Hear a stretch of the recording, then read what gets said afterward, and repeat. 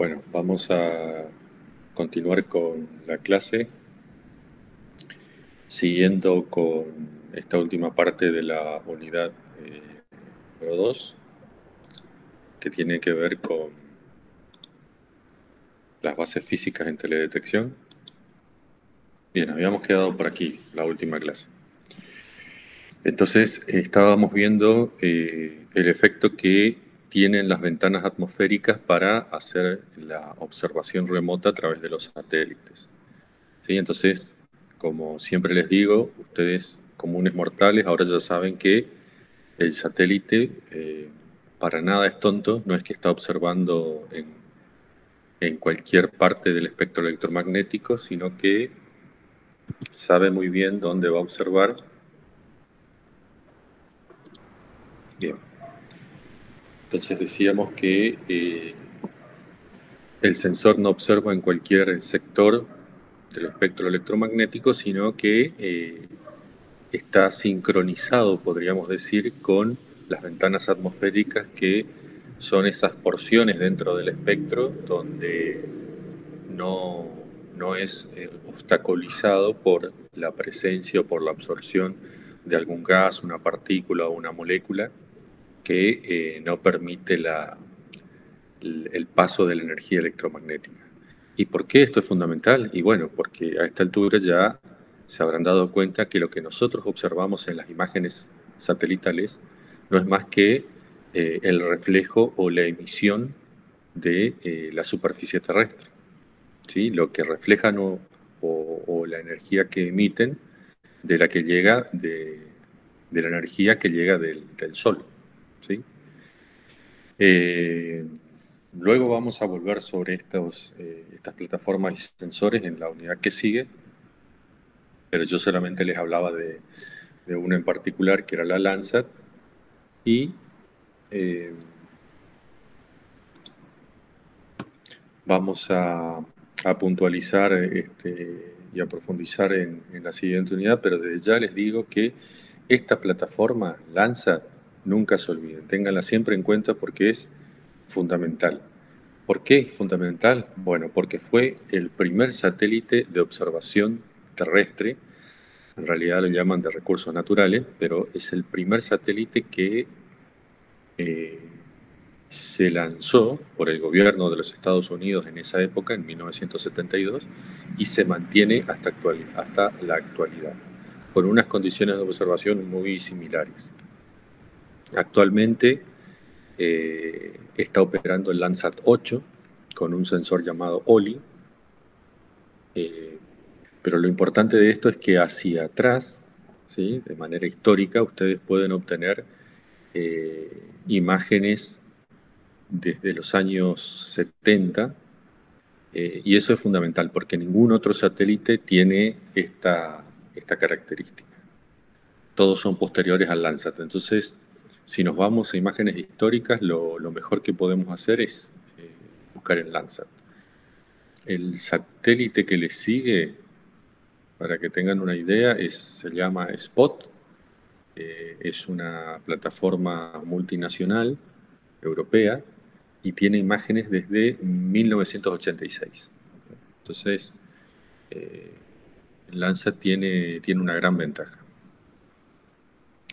Bien, ahora vamos a hablar un poquito, o vamos a seguir hablando más bien, de esa observación a través de la atmósfera, ¿sí? Ya les había preguntado qué era la atmósfera. Sabemos que es una mezcla de gases, partículas, moléculas que están en suspensión, que rodean a la superficie terrestre y tienen un efecto sobre la radiación electromagnética. Lo que tienen que saber ustedes acá sobre la dispersión atmosférica es que existen tres procesos: la dispersión de Rayleigh, la dispersión Mie y la no selectiva. Esos tres procesos afectan el traspaso de la radiación, y obviamente, como las imágenes se forman a partir de la reflectividad de la energía que llega del Sol, al, al interponerse en esa radiación electromagnética, afecta la observación, por lo tanto, afecta lo que luego nosotros podemos ver como una imagen satelital. La dispersión de Rayleigh dice que ocurre cuando el diámetro de la partícula en suspensión es más pequeño que la longitud de onda de radiación incidente, y es la más intensa de todas, ¿sí? Fíjense que aquí en la figura de la derecha tenemos el fotón, la longitud de onda, ¿sí? Que es la distancia que hay entre dos crestas, y cuando la partícula es más chica que esa longitud de onda, ahí se produce la dispersión de Rayleigh, ¿sí? Normalmente estamos hablando eh, de gases en estado molecular, ¿sí? Todos los gases que nosotros sabemos que encontramos en la atmósfera, pero a nivel molecular, ¿sí? La dispersión de Mie también produce dispersión y afecta las longitudes de onda similares al diámetro de la partícula en suspensión, y es menos intensa que la de Rayleigh, ¿sí? Y la dispersión no selectiva afecta a todas las longitudes de onda por igual y involucra a las partículas de mayor tamaño, por ejemplo, el vapor de agua, ¿sí? Que normalmente se conoce como nubes blancas. Eh, Eso en cuanto a la atmósfera, pero también en la superficie terrestre pueden haber factores que alteran la observación, ¿sí? El primero de ellos es la condición atmosférica. Eso es un poco lo que estábamos viendo. Sabemos que ese vapor de agua que existe en la atmósfera, cuando condensa, se forman nubes, ¿sí? Que pueden llegar a tener gran espesor, y eso sin duda afecta la observación. Es decir, si nosotros queremos observar el bosque que está aquí, y aquí está el sensor recibiendo la energía reflejada, no va a ser lo mismo si el Sol está en esta dirección con este ángulo de incidencia que si está aquí detrás de la nubosidad, ¿sí? Entonces acá va a llegar mucho menor energía. Nosotros en la realidad vemos, ¿sí? Porque igual se produce, por más que esté nublado, hay cierta radiación que pasa y se produce una luminosidad, es decir, vemos. Pero el sensor lo que va a ver es aquí, la copa, la parte superior de la nube, y no va a ver lo que está debajo, que es la superficie terrestre. Entonces, las condiciones atmosféricas son importantes. En la clase pasada hablábamos de las regiones de nuestro planeta donde tenemos bajas presiones, y habíamos dicho que tenemos en el área ecuatorial, ¿sí? Y también en las bajas presiones subpolares, ¿sí? Que son lugares donde continuamente hay condensación de humedad, formación de nubes, y eso impide la observación buena por parte de los satélites. Fíjense lo que pasa con eso. Eh, si hablamos de las bajas presiones subpolares, estamos hablando de países que están en latitudes relativamente altas, podríamos decir, y dos de esos países, Alemania y Canadá, por ejemplo, y Japón también, han desarrollado la tecnología de radar, que es lo que le permite observar por debajo de la nubosidad. O sea, era tanta la limitación que ellos tenían para observar en condiciones atmosféricas buenas, eh, por, por las condiciones, primero por la latitud a la que se encuentran en esos países, y porque están continuamente con nubosidad, que los llevaron a desarrollar esta tecnología. Y hoy en día son líderes en tecnología radar. Insisto, son Canadá, Alemania y Japón.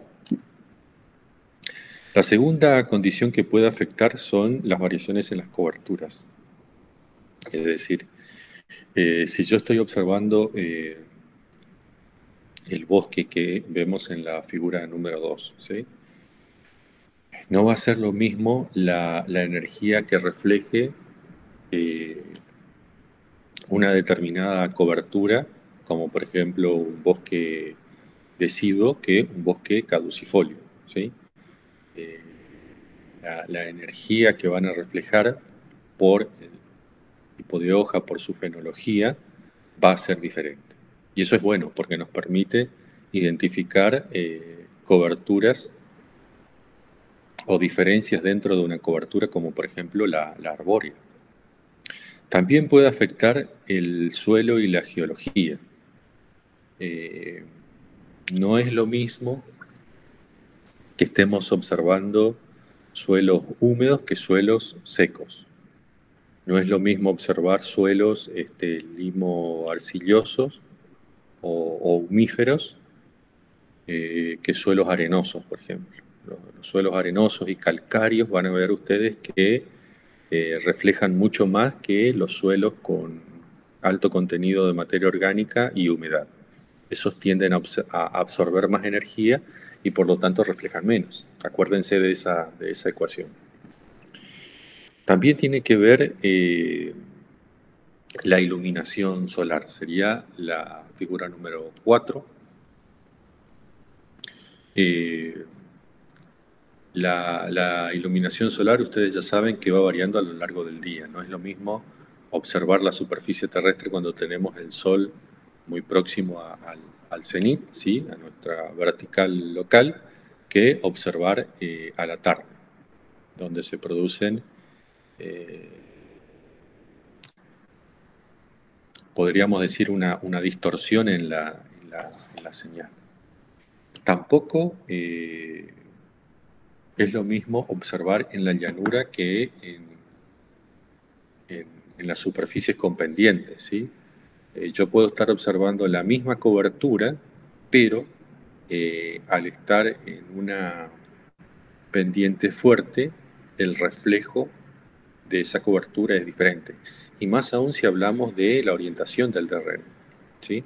Fíjense que también tengo aquí dos coberturas que son lo mismo, pero por ahí dependiendo de la hora de observación y la altura del el ángulo de inclinación del sol,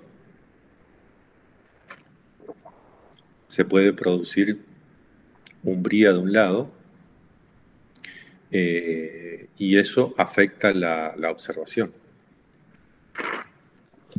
Miren, para que vean que esto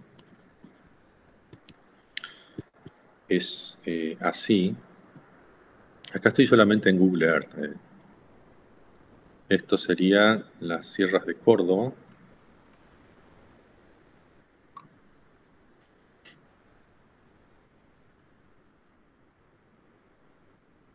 Pregunto, ¿de qué lado sale el sol? ¿Del este o del oeste? Del este. ¿Segura? ¿Sin dudas? Sí. Muy bien, así me gusta, exactamente. Bien, fíjense que acá estaría saliendo el sol por, como dice la compañera, por el este, es decir, la derecha de la imagen que estamos observando, y se pone hacia la izquierda, que sería el oeste. Aquí tenemos un efecto de sombría, es lo que yo les decía de, del efecto que produce la inclinación o la altura del Sol en la observación. Acá más que afectar el este y el oeste, afecta el norte y el sur. Fíjense que todas las laderas nortes son las iluminadas y las laderas sur son las menos iluminadas. Y van a ser menos iluminadas cuanto más altas sean. Fíjense que yo me sigo observando y se ve completamente en sombra, ¿sí? Y es muy probable que yo tenga esta vegetación también de este lado, pero sin embargo no la veo, no refleja. ¿Se entiende? Bueno, este es el efecto que yo les decía. A ver si hay otro.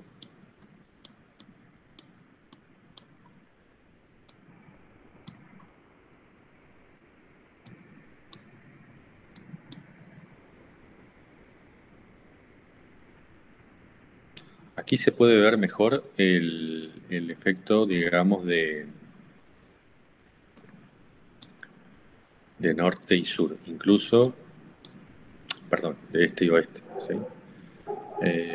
Aquí sí se ve mejor el área iluminada hacia el este y el área ensombrecido, podríamos decir, hacia el oeste. También hay condiciones de vegetación diferentes, ¿sí? Pero, fíjense, ¿alcanzan a ver eso, chicos? ¿Ven Sí, profe, diferencia? se ve. Bien. Ese es el efecto del que yo les estaba hablando cuando veíamos acá las condiciones de observación diferentes. Fíjense cómo lo que nosotros ya estudiamos en las materias físicas y en las técnicas hasta ahora, tienen que ver o son condiciones que afectan la normal observación por medio de los satélites. Esto quiero que quede claro, son condiciones que afectan, ¿sí? No es que impiden, ¿sí? Afectan, pero ustedes tienen que saber que eh, son factores que a veces, esa es la palabra, afectan la buena observación, pero no la impiden. Bien, ahora vamos a ver un concepto fundamental que de ahora en más lo van a usar con frecuencia. Es la de firma espectral. Creo que yo ya les había comentado algo sobre la firma, les había dicho que es como la firma de un ser humano, de una persona, ¿no?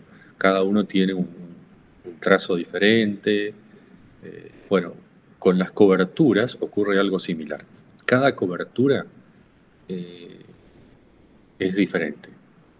De acuerdo a los tipos de cobertura se van a parecer, pero es muy difícil encontrar una exactamente igual.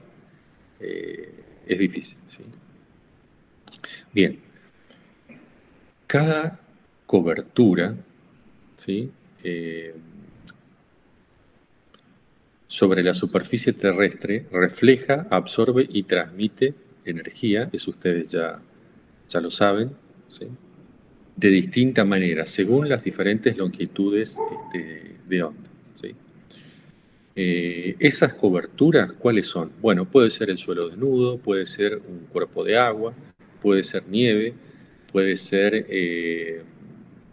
vegetación, no sé, arbórea, pueden ser un cultivo, etcétera, ¿sí? Entonces, en la figura de la derecha, ustedes van a ver esta línea verde que representa esa firma espectral.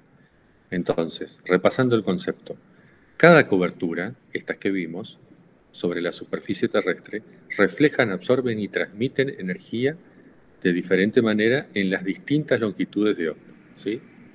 Entonces, acá, por ejemplo, tenemos la, la firma espectral de una hoja, ¿sí? Ustedes ya saben que del 4 al 7 tenemos la región del visible, es esta pequeña porción. Y luego viene el infrarrojo cercano, el infrarrojo medio. Bueno, acá no está el térmico, pero sería lo que continúa. Bueno, esta pequeña, acá en el visible, este pequeño salto, ¿sí? Corresponde a el verde. Y es lo que hablábamos la otra vez de por qué nosotros vemos a las hojas en verde, de color verde. Porque tienen un pequeño pico de reflectividad en la región del verde. Pero fíjense, ese pico no se compara para nada, en lo que reflejan las hojas en el infrarrojo cercano. ¿Alcanzan a ver? Miren, en el verde ni siquiera llega al 10% de reflectividad. Y acá salta al 50%. Y en un rango mucho más amplio. Va de 0,7 a 1,4 micrómetros. ¿Sí? Esto significa que si yo quiero observar vegetación, ¿puedo utilizar el verde? Sí, puedo utilizar porque incluso es más fácil para interpretar para el ojo humano, ¿sí? Pero sin duda debería incluir una banda aquí, en esta región del infrarrojo cercano. Alguna banda que esté ubicada en este rango del espectro electromagnético. Acá tiene un pico de absorción, ¿sí? Y acá tiene otro, o sea, baja, por eso hay un pico de absorción. Luego vuelve a subir, no tanto como en el infrarrojo cercano, pero vuelve a subir y así sucesivamente tiene otros altibajos. Entonces, acá lo que produce el pico son los pigmentos de la hoja, ¿sí? Sobre todo la citina, la clorofila, ¿sí? Este gran pico del infrarrojo cercano lo produce la estructura celular de la hoja. Y acá el contenido de agua, ¿sí? Fíjense, en la gráfica de la izquierda tenemos tres hojas, o sea, tenemos hojas con, podríamos llamarlos distinto estado fenológico, ¿sí? La hoja más, la línea más verde representa la hoja en mejor estado fenológico. Pregunto, ¿qué era el estado fenológico? A ver, lo que cursaron bio y aprobaron. ¿Qué es la fenología?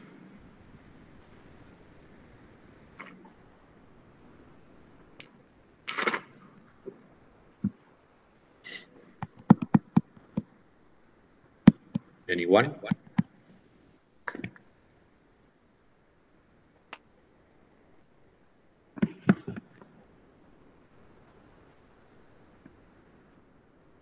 Puede ser cómo vivían los animales, por ejemplo, cuando hacen migraciones o si no, cuando entran en estado invernal, la relación que tienen con el ambiente. Sí, anda por ahí, pero vamos a repasarlo mejor para la próxima clase, ¿sí? Busquen el concepto de fenología, estado fenológico de las plantas, que eso es importante para comprender el concepto de firma espectral, ¿de acuerdo? Bueno, Para la clase del jueves. Bien, entonces, de acuerdo al estado fenológico de la vegetación, yo puedo tener esta curva en color verde intenso, ¿sí? Donde, como ya habíamos visto, su pico andaba en el infrarrojo cercano en torno al 50% de reflectividad. Y luego puedo tener hojas con menor contenido de humedad y hojas prácticamente secas, ¿sí? Sin humedad. Me vendría a equivaler esa hojita que vemos de color amarillo, ¿sí? Que normalmente observamos ahora en esta época de cambio de estación, en otoño y en invierno. Bien, fíjense que esa hoja estaría representado por esta línea marrón, donde el pico en el visible ya no es tan claro, ¿sí? Hay un pequeño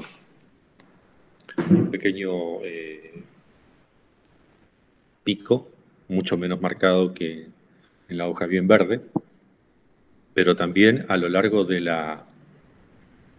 resto de la firma se suavizan los picos. Fíjense que acá refleja menos, acá refleja un poco más que el verde, siempre lo comparamos con el verde intenso, y así sucesivamente, es decir, una firma mucho más suavizada.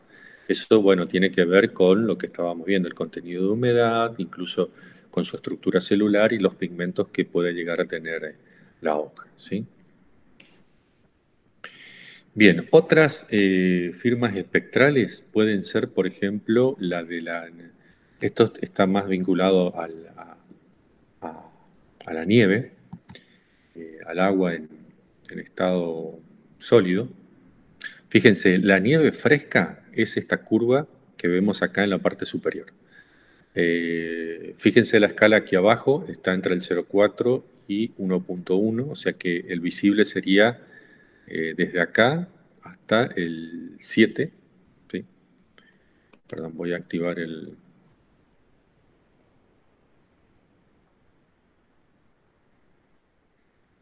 puntero. Iría acá, que no está dibujado, pero sería el punto 4 hasta el 0,7, es el rango del visible.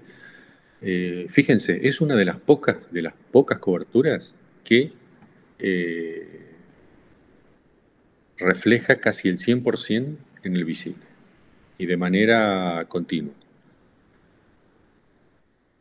Luego tenemos el hielo de los glaciares, que ya es diferente a la nieve fresca, es una nieve que está compactada, ya por eso es hielo. También refleja bastante en el visible, pero mucho menos, en torno al 65% aproximadamente, ¿sí? Y bueno, luego tenemos la nieve dirty, que sería algo así como sucia, mezclado con vegetación, con alguna otra materia, refleja mucho menos, ¿sí? Pero estas curvas de la nieve y del hielo son muy particulares.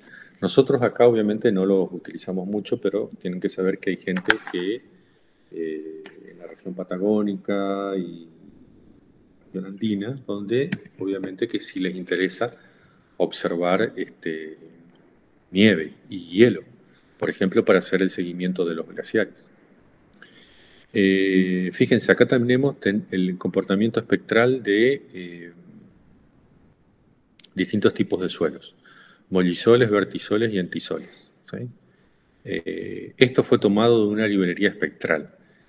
¿Qué es una librería espectral? Bueno, hay laboratorios y centros de investigación en el mundo que se dedican a registrar continuamente las firmas espectrales, hasta que elaboran un patrón. Un patrón es lo que yo les mostré antes. Esto es un patrón. Esto no es una hoja en particular, sino que es como un promedio de hojas, ¿sí? Bueno, ese patrón se almacena en librerías y es lo que se dedican a hacer el laboratorio JPL, por ejemplo, de la NASA, que tiene una librería de firmas espectrales, una de las más grandes del mundo, ¿sí? Una de las mejores. Bueno, fíjense que los entisoles, que son esta línea amarilla, reflejan bastante en el, en el visible y en el infrarrojo cercano, y luego tienen picos, ¿sí? Y la firma comienza a decaer a partir de acá, del 1.4 micrones aproximadamente, entre 1.2 y 1.4.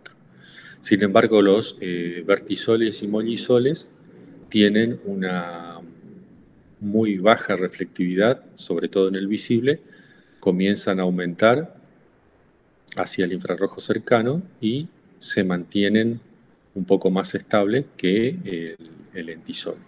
Esto se debe sobre todo porque mollisoles y vertisoles son suelos con bastante materia orgánica y conservan mejor la humedad, y eso hace que absorben radiación, ¿sí? Acá lo que insisto en esto, tienen que aprenderse la regla inversa. Cuando una cobertura, sea vegetación, sea suelo, sea agua o lo que fuese, si absorbe vegetación, por el contrario, refleja poco. Y al revés, si refleja mucho, como tenemos este suelo, el lentisol, es porque absorbe poco, ¿sí? Siempre va a ser la regla inversa. Si absorben energía, van a reflejar poco. Si no absorben, van a reflejar mucho. Bien, y esto Perdón, que... profesor, Sí, sí. perdón, discúlpeme una consulta. Cuando hablaba de absorber, ¿tiene que ver con la humedad? Tiene que ver con la humedad y a veces con la estructura de la cobertura. Ah, Sí, bien, pero, bien, bien, bien. pero muchas veces sí tiene que ver con el contenido de agua. Ustedes ya saben que el agua siempre tiene un efecto retardador. Primero que absorbe energía y después tiene un efecto ahí que retarda, porque absorbe energía, retarda la liberación de esa energía. Entonces, cualquier cobertura que tenga humedad o que tenga contenido de agua va a absorber, ¿sí? Y aquellas que no lo tengan no van a absorber, por lo tanto van a reflejar mucho. Les pongo como ejemplo el suelo. A ver, imagínense la arena y un suelo negro con una capa humífera importante, ¿sí? ¿Sí? Son dos suelos completamente diferentes, ¿sí? Eh, en donde la arena no retiene prácticamente nada de humedad, siempre hablando de la superficie, ¿no es cierto? Sin embargo, el humus, por tener materia orgánica, eh, puede llegar a retener mucha más humedad. Entonces, si llega la misma cantidad de energía de radiación a cada uno de estos tipos de suelos, si yo los tuviera como dos muestras, el de la arena, como no tiene humedad y también por su estructura, va a reflejar prácticamente toda la energía que llega, ¿sí? Y si refleja toda, prácticamente absorbe poco, yo la vería muy bien en el visible, se vería muy blanca. Luego vamos a ver cómo se ve la arena en una imagen. Sin embargo, aquel suelo con humedad y materia orgánica, eh, por esas características absorben la energía. Entonces, si absorben, reflejan poco. Entonces, va a costar observar o la vería de un color oscuro o negro. Yo sé que por ahí hablando en el aire sobre esto cuesta un poco comprender, pero luego cuando comencemos a ver algunas imágenes satelitales se va a comprender mejor, ¿sí? Pero está bien la pregunta, ¿eh? No, cuando tienen alguna duda así puntual en la explicación, yo no tengo ningún problema que, que me piden que explique de vuelta, ¿sí? Bueno, cierro Gracias. esto y les muestro de nada, un ejemplo de esto que estamos hablando de lo del contenido de humedad en el suelo y la vegetación.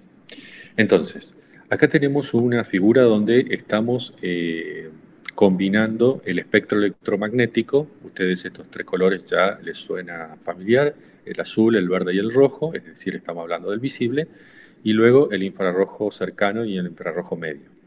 Y así tenemos estas firmas espectrales que estábamos viendo antes, ¿sí? Cada una con su dibujo, con altibajos, etcétera. Bueno, ¿por qué observamos el espectro electromagnético? ¿Por qué estudiamos las firmas espectrales?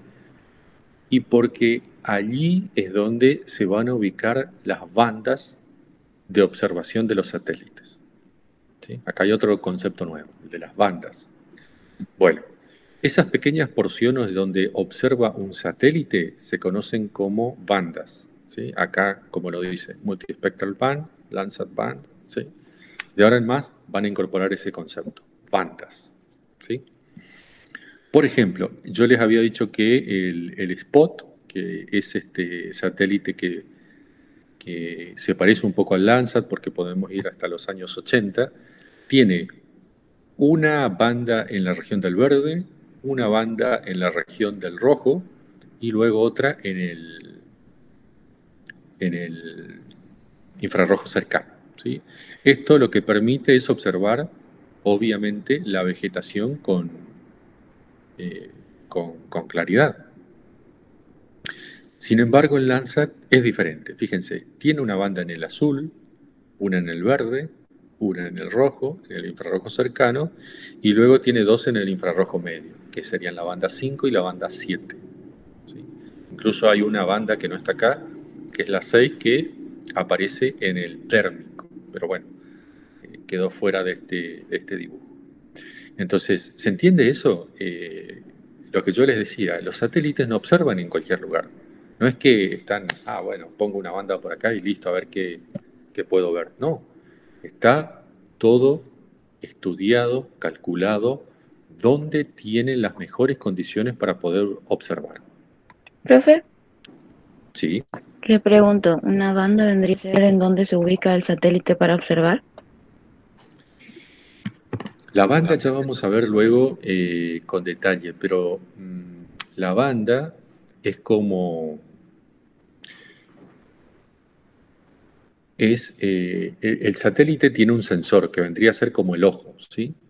La banda vendría a ser una pequeña región del espectro donde el satélite mira. donde tiene capacidad para observar, ¿sí? Si yo te digo el verde de la región del visible, bueno, eso podría ser una banda, ¿sí? Acá estamos hablando del espectro electromagnético, ¿sí? A ver si se comprende mejor con esta nueva imagen. Volvemos de vuelta acá. Tenemos el espectro electromagnético con, bueno, tenemos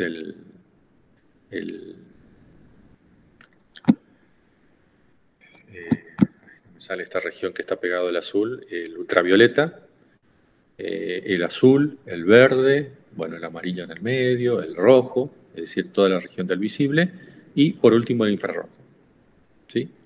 Y estos cuadraditos que ven ustedes acá son la disposición de bandas de diferentes satélites. ¿De cuáles? Bueno, el rojo se llama Aster, el azul, se llama Hiperión. Ya les voy a explicar por qué son rayitas. Y este que está en blanco se llama Landsat Enhanced Thematic Mapper, que sería el Landsat 7. Es decir, tenemos 3 satélites y cada uno, fíjense que está observando en lugares distintos. Cada uno tiene una banda en una posición distinta. El Aster tiene 15 bandas. Acá dice 14, pero hay una que está duplicada, ¿sí? Por eso son 15. Tiene bandas en el visible y el resto están todos en el infrarrojo cercano, en el infrarrojo medio y en el infrarrojo termal. El Aster se especializa en observar radiación termal, en el infrarrojo termal, ¿sí? El Hiperión es un satélite que se conoce como hiperespectral.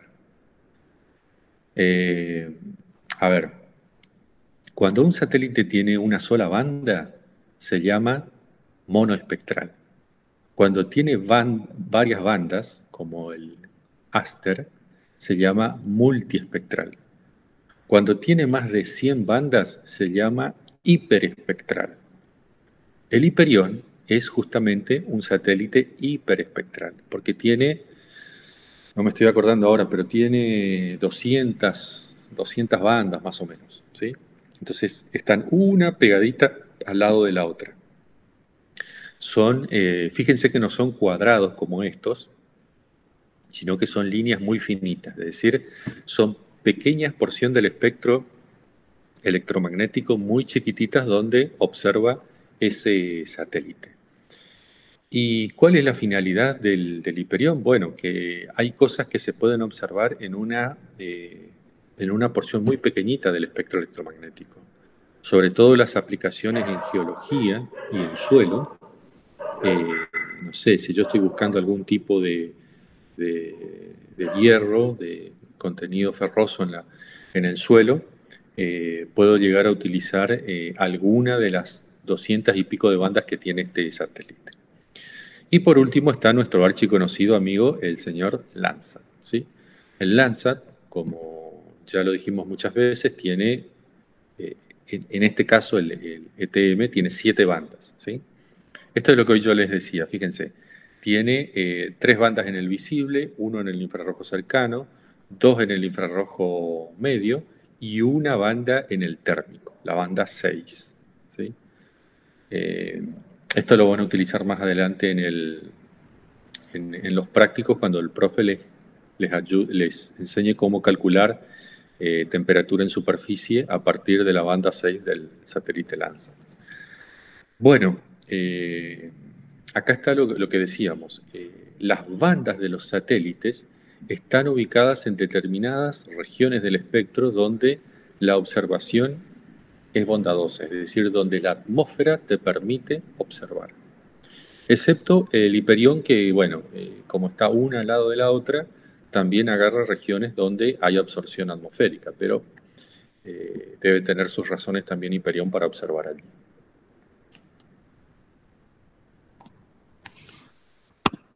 ¿Alguna duda, consulta sobre eso, gente? Profesor. No, profe. Sí. Una consulta como para entender lo de las bandas. En el caso de un Sí, satélite meteorológico, puede ser Meteosat o JOES, sí. cuando por ejemplo el satélite vemos topes nubosos o vapor de agua en la atmósfera, ahí estaríamos Sí, hablando de diferentes bandas. exacto. Los satélites meteorológicos tienen diferentes bandas. Cuando ustedes observan topes nubosos, lo que está observando es la región del térmico, porque lo que compone, a ver si puedo abrir una imagen acá, lo que compone es la temperatura de la atmósfera. Ah, ok. En cambio, si observan el... A ver, vamos a imágenes. Esto es tope nuboso. ¿Sí? ¿Están viendo la imagen? Ujú, sí. Bien. Esto es tope nuboso. ¿Sí? Acá lo que observa, como su referencia lo dice, es la temperatura de la atmósfera. Es decir, acá básicamente está produciendo una imagen a partir de las bandas de la región térmica, del infrarrojo térmico. Si yo lo pongo en el visible, ¿qué sería en el visible, Agustín? ¿Estás ahí? Sí, sí, sí.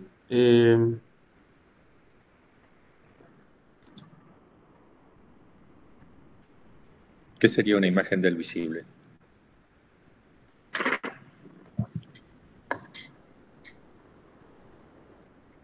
Mm,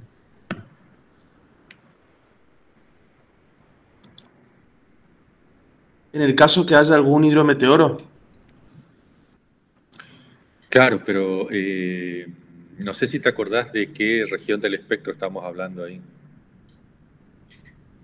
Sí, la que se ven los diferentes colores. Bien, exactamente, donde ve el ojo humano, ¿verdad? Claro, claro. Bien, entonces, esto significa, Agustín, que si vos estás, no sé, a, a, a ver, los meteorológicos están más lejos, como a 1000 kilómetros de altura de la superficie terrestre y estás boca abajo observando hacia Argentina, verías algo así. Es decir, verías estas manchas blancas que no es más que las formaciones nubosas que actualmente están sobre nuestro país o sobre la parte sur el cono sur de América del Sur. ¿Se entiende? En Ujú. cambio, entonces, si vos tuvieras una visión térmica, estarías viendo esto.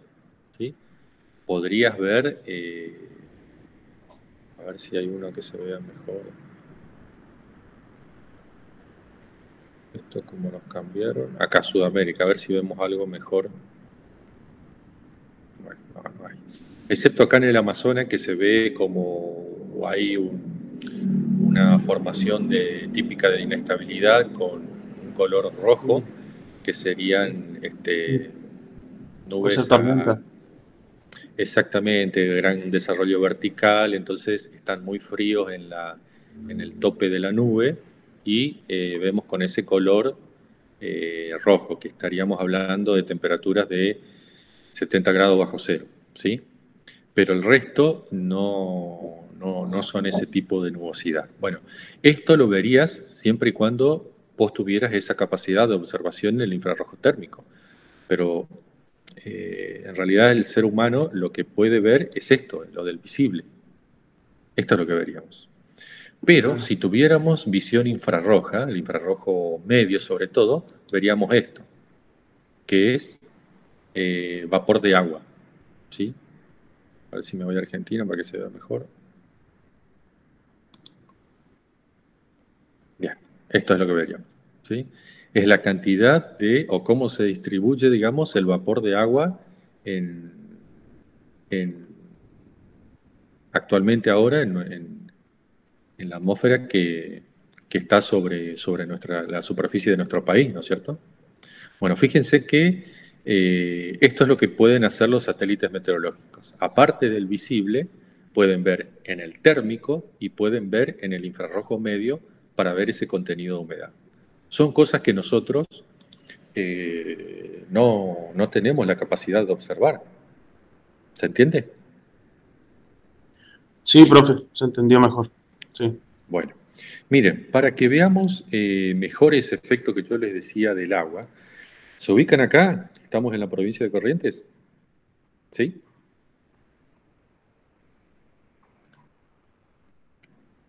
¿Están viendo, gente, la imagen? Sí, profe. Sí, sí, Bien. profe.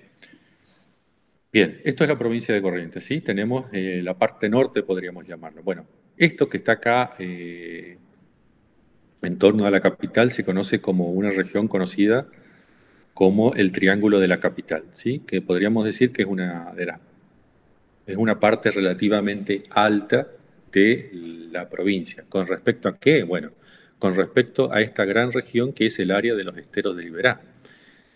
¿Alcanzan a ver que esto yo lo veo, a la región del Iberá lo veo más oscuro que a la región del Triángulo? ¿Sí o no? Sí, profe. Bien. ¿Y por qué lo veo más oscuro? Por el contenido de humedad que yo tengo acá. Esto es un humedal. Acá, eh, si no hay agua en superficie, hay agua a muy pocos centímetros de, de la superficie. Entonces, el sensor tiene esa capacidad de detectar, ¿sí? De detectar esa humedad. Y como hay humedad, el sensor, como hay humedad en el suelo, absorbe la energía y por lo tanto refleja menos.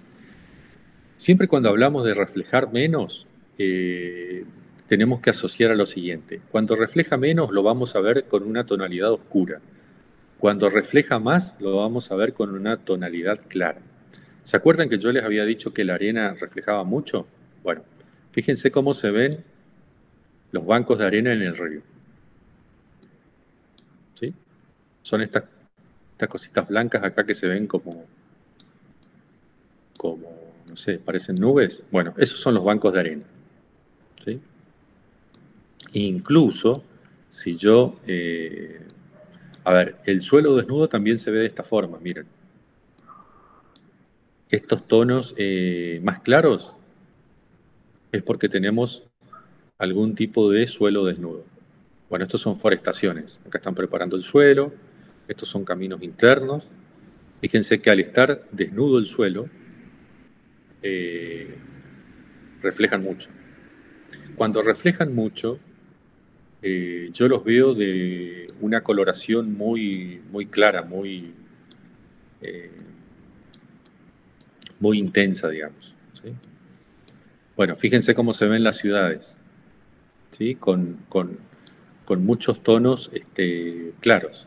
¿Y por qué? Y bueno, porque en las ciudades predominan, esto es Ituzaingó, tenemos muchas calles de tierra, que en realidad las calles son de arena, digamos. ¿Sí? Y la arena, yo ya les había dicho de que eh, pierde rápidamente su humedad, por lo tanto, refleja mucho. No solamente por el contenido de humedad, también por la composición. Pregunto, ¿cómo está formada la arena? ¿Go1, Go2?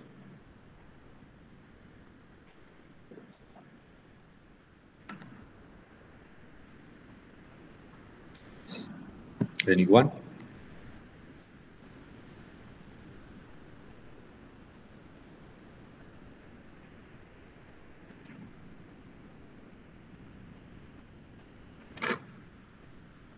Por ¿No? la, Bueno, por la erosión, profe.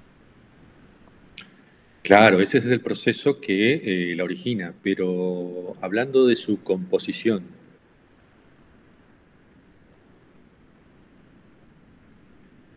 bueno, para la próxima clase me averiguan cómo está compuesta la arena. ¿De acuerdo?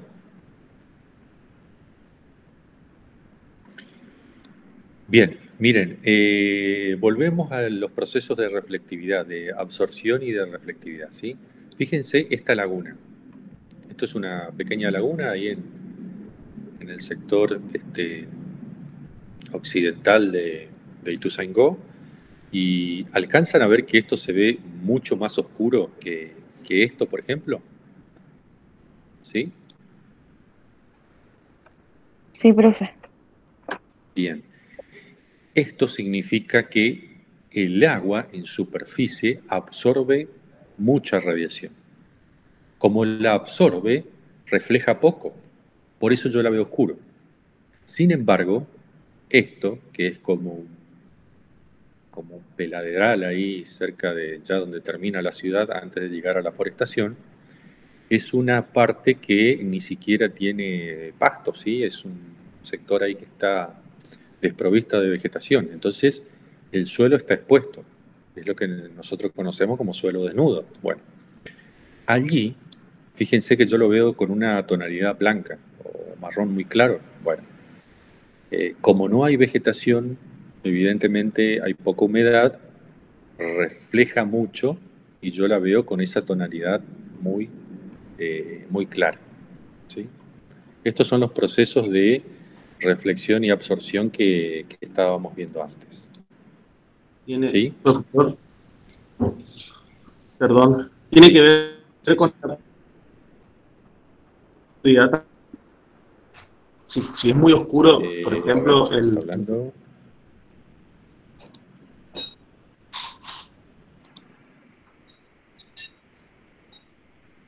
No se te escuchó, Agustín. Al menos yo no te escuché.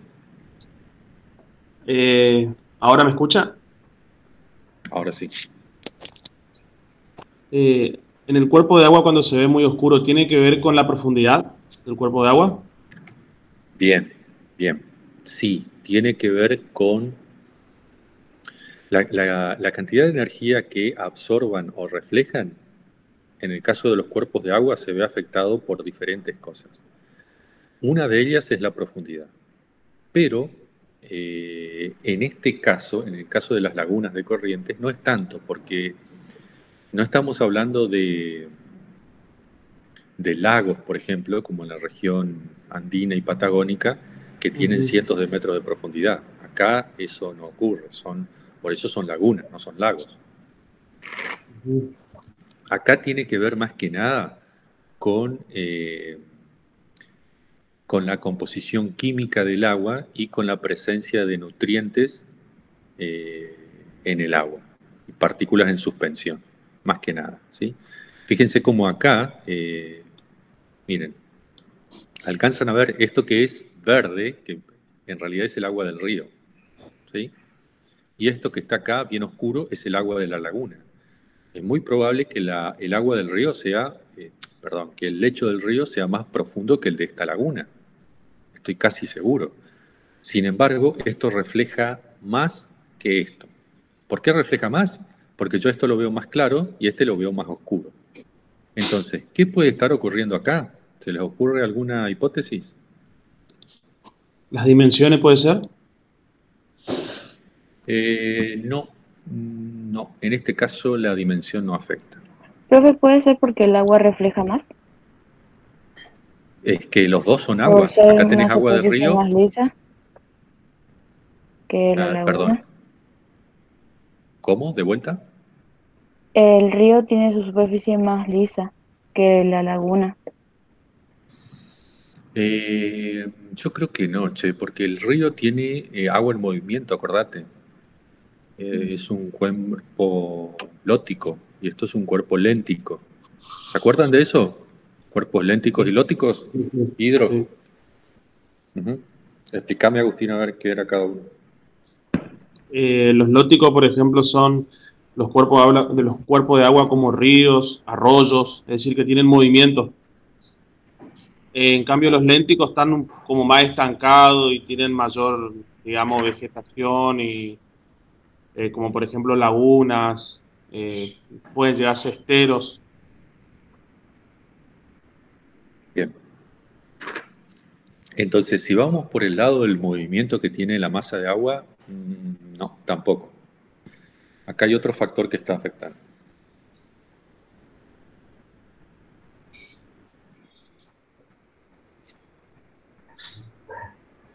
Es por la composición del agua, profe.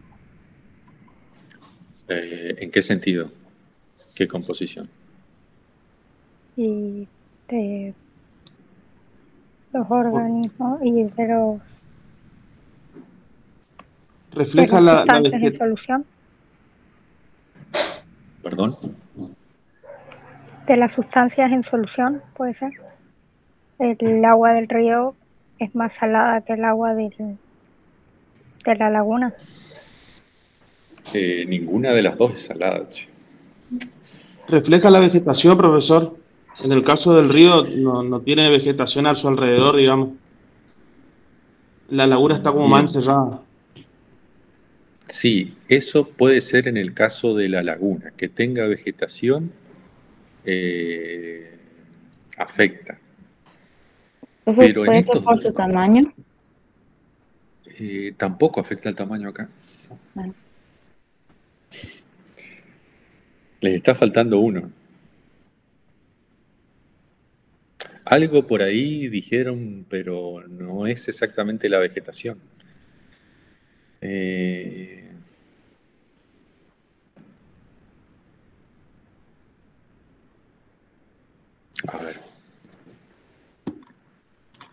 a ver si no me falla el ejemplo.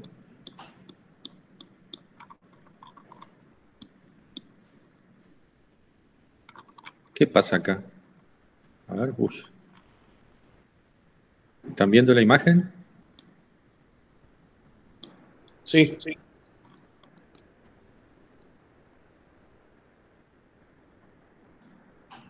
Si todo esto es el río Paraná, ¿por qué yo veo diferente?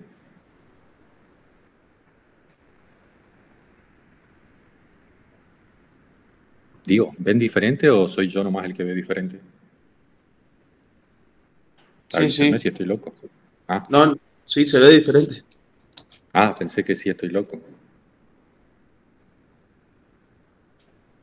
La parte marrón puede ser que haya muchas partículas en suspensión. Bien, Barro. exactamente.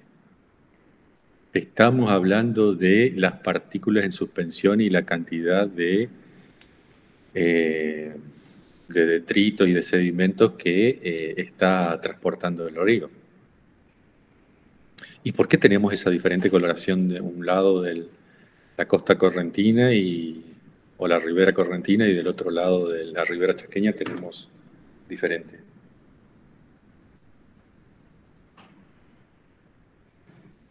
A ver, Hidro, ¿qué pasa?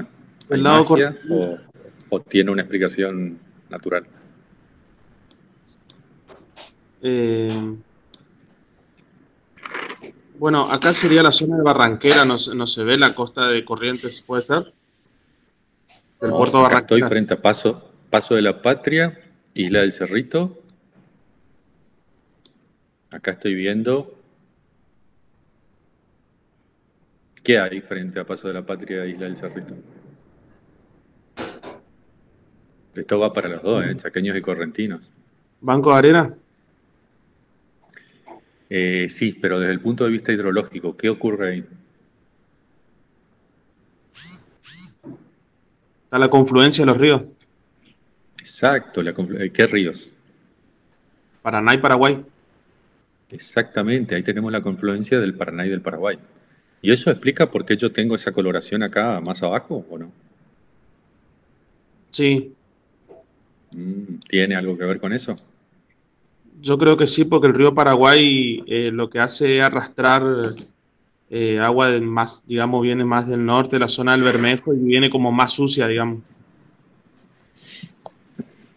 Bueno, a esta altura, lo de sucio podríamos, digo, a esta altura de la carrera de ustedes, No es la podríamos expresión, digamos. reemplazarlo de... Claro, eso es un lenguaje coloquial. ¿Cómo lo podríamos decir? transporta más sedimento. Exactamente. Viene con una carga de sedimentos más alta que el río Paraná. A ver, ¿quién está? Así no hablamos siempre los mismos. Eliana, ¿estás ahí? Sí, profe. ¿Y por qué el Paraná viene con esa coloración y el Paraguay con esa? ¿Qué tiene que ver cada uno?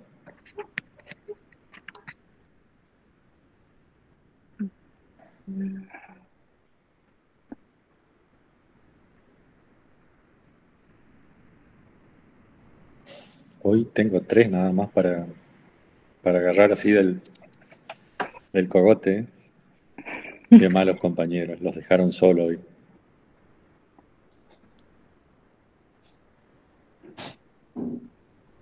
¿Puede ¿No, ser por la Eliana? vegetación, profe? No.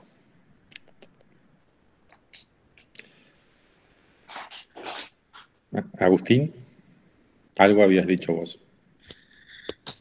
Eh, tiene que ver por las nacientes del río Paraná.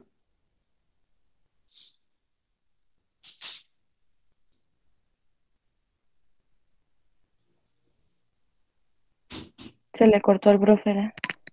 Sí, parece que sí.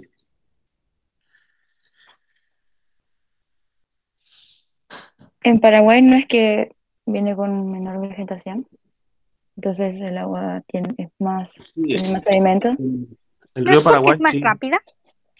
¿No tiene que ver con la velocidad del agua? O sea, entre más velocidad, más sedimentos arrastra. Puede ser. Perdón, no Sí, sé qué puede ser botón también eso. toqué y salió un ratito. Sí, profe. A ver, estaban haciendo una explicación ahí. Estábamos haciendo un Estábamos debate. en un debate, sí, Ah, bueno. O sea que cuál me era volví la debaten causa. ustedes. No, por ejemplo, una compañera dijo que podría ser por la velocidad en la que se transporta el agua. Ujú. Eh, ¿Los tres cursaron hidro ya? Sí. Sí. Sí, profe. Bueno, eso debería estar un poco más claro, chicos. ¿Dónde tiene sus nacientes el río Paraguay? ¿Saben?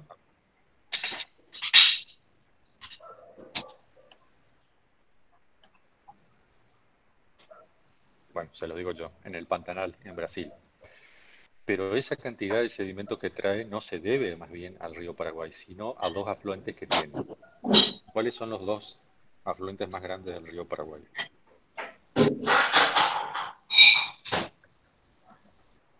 ¿Puede ser uno el Bermejo, profesor? Es uno el Bermejo. ¿Y el otro?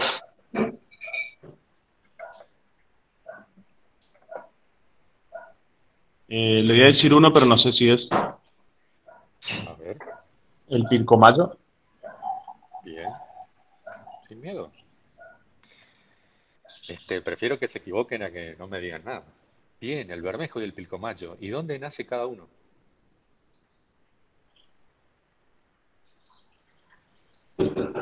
¿Al este o al oeste del río Paraguay? Al oeste puede ser. Sí, sin duda, al oeste. En la... Son dos Ajá. ríos que nacen en la montaña, chicos. Uno en el noroeste argentino y el otro en el sur de Bolivia. Están a miles de metros sobre el nivel del mar. Entonces, bajan desde allí, erosionando y transportando el material disuelto, producto de esa erosión que se produce a esa altura y con fuertes pendientes, que es donde nacen esos ríos, transportan todo ese material y lo vuelcan al río Paraguay. Y el río Paraguay se encarga de traerlos hasta acá, hasta la confluencia del río Paraná. E incluso esa agua con alto contenido de solutos disueltos no se mezclan hasta cerca de Entre Ríos, más o menos. ¿Sí? Fíjense la importancia de ese proceso que cientos y cientos de kilómetros el agua no termina de mezclarse. Bien, todo esto habíamos hecho porque estábamos allá en Ituzaingó y estábamos viendo el agua del río y de la laguna, ¿no? Se nos fue nuestro ejemplo.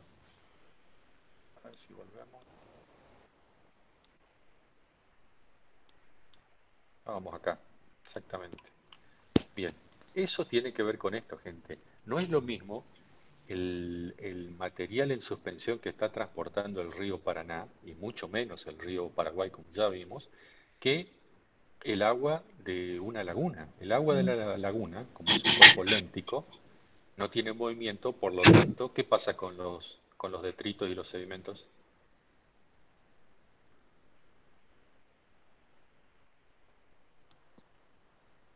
Perdón, profesor, no entendí la pregunta.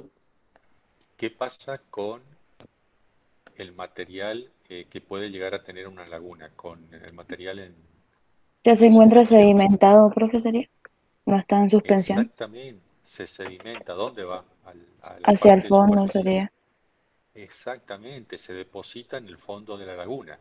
Si yo tengo todo ese material depositado en el fondo de la laguna, el agua, ¿cómo va a ser? ¿Va a ser transparente? ¿Va a ser con, con mucha coloración? ¿Cómo va a ser el agua? Una vez que se asentó todas las partículas en suspensión, va a ser agua clara. Exactamente, es agua clara, agua, lo que nosotros llamaríamos agua transparente. Y el agua del río no es así, porque acá el río tiene movimiento, está transportando, y lo que yo les decía, el agua se está moviendo, está transportando los sedimentos, no está depositando. ¿Sí? En cambio, en la laguna sí se depositaron.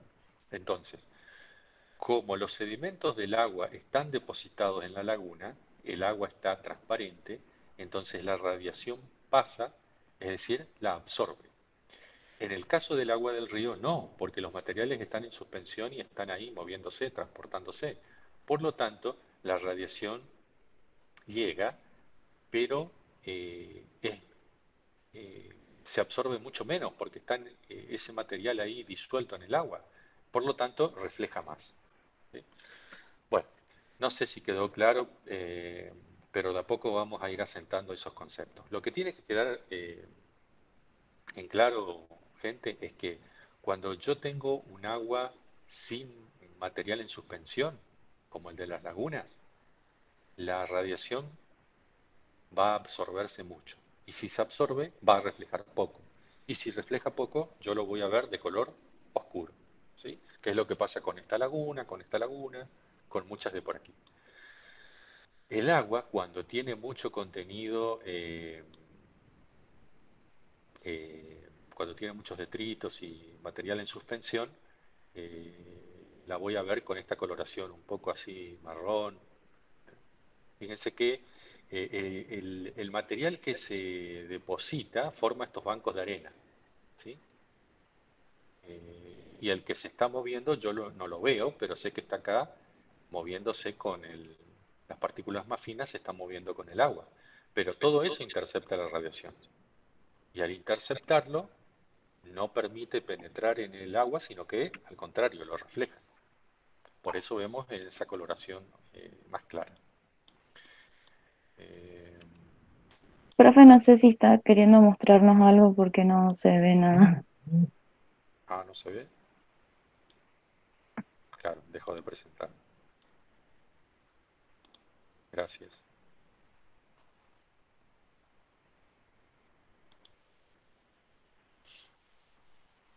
Acá estamos de vuelta.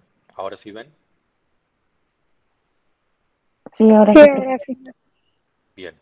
Eso explica, gente, por qué yo estas lagunas las veo oscuras, casi negras, y acá el agua del río lo veo verde, eh, o lo veo mucho más claro. ¿Sí? Es decir, es agua, los dos son aguas, pero esto tiene un contenido de detritos y de,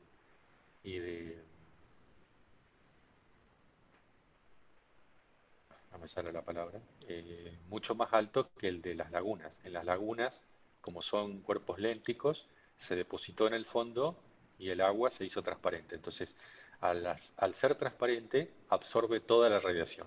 Por eso lo veo negro. Esto, como absorbe menos radiación y refleja más, lo veo de una coloración más clara. Eso es una regla infalible, gente, cuando tengamos que interpretar cursos y cuerpos de agua. Lo mismo va a pasar con la humedad, fíjense. Fíjense, esto también es agua. ¿Y por qué lo veo con una coloración diferente? Bueno, porque acá el agua tiene menor profundidad. Estos vendrían a ser como los bañados, ¿sí? Y cuando tengo presencia de vegetación, la vería de esta forma. Son los embalsados, ¿sí? Esto que veo de coloración más verde es porque es una vegetación muy vigorosa a comparación de esto. Esto está más seco. Esto luego lo vamos a profundizar cuando veamos interpretación visual. ¿Sí? Acá está lo que yo les decía, la presencia de humedad. Esto es todo un estero, ¿sí?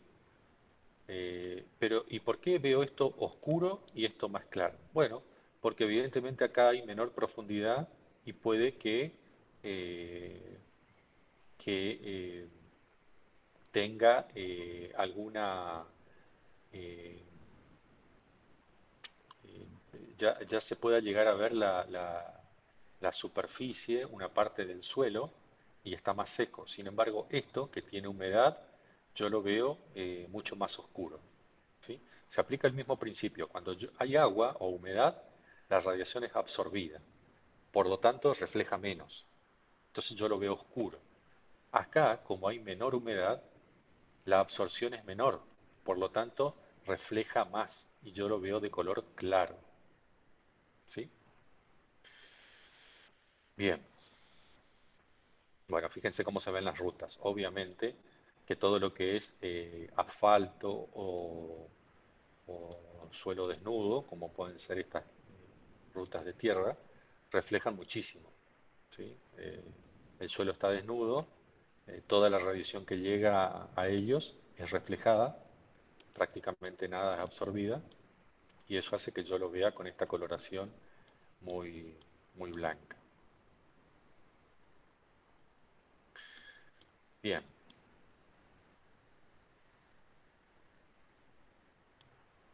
hicimos un paseo ahí por la provincia de Corrientes.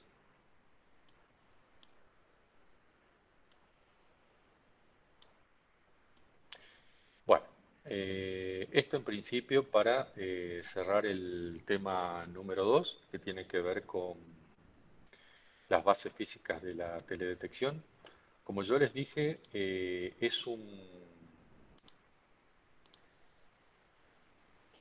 es un capítulo con cierta complejidad. Yo les recomiendo que se tomen el tiempo suficiente para estudiarlo. Es la parte más sustancial del primer parcial, que es eminentemente teórico. Así que, bueno, la próxima clase, acuérdense que tienen que buscarme la composición de la arena y qué significa fenología y estado fenológico de las plantas.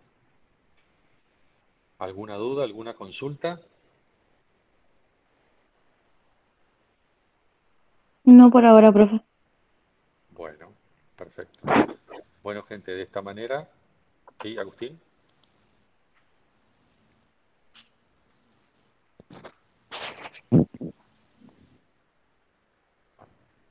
O- Hola, Agustín, Sí, ¿alguna sí. duda? Perdón, profe, no escuchaba bien. No, Ah, perfecto. Lo único que me quedó, digamos, dando vuelta es el por qué el agua es más clara en la zona de la costa de Corrientes. Y es por bueno, una de las causas es porque por el arrastre de los sedimentos desde la zona del río Paraguay. exactamente.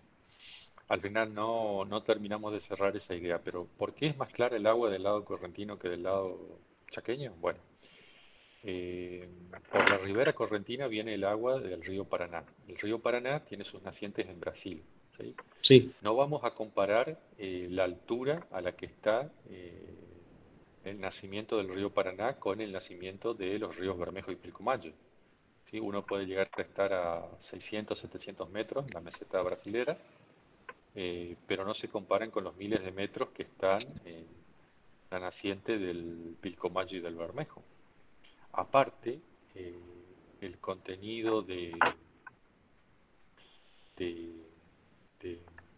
del material es completamente distinto. El arrastre, digamos, de los sedimentos es completamente distinto en un río y en el otro, ¿sí?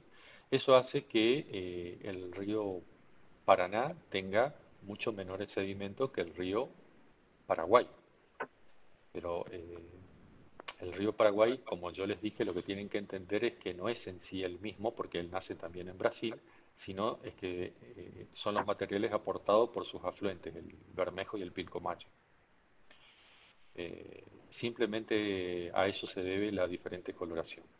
Que si ustedes cruzan el río, más o menos, sí, ahora en esta época, en marzo, abril, es cuando se nota más esa diferencia de coloración entre la ribera chaqueña y la correntina. ¿Estamos hasta acá, gente? Sí, profesor, muchas gracias. Bueno, de nada. Eh, dejamos acá la clase.